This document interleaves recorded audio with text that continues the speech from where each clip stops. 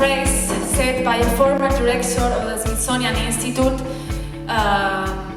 Michael Mason, who said, "Examine traditions in their contemporary global context, in close collaboration with the communities themselves." Bizler de bu birlikteliği gerçekleştirebilmek için çeşitli projeler gerçekleştirdik. And so we began a large and complete study visitors in order to involve the community in the process of redefinition of the museum.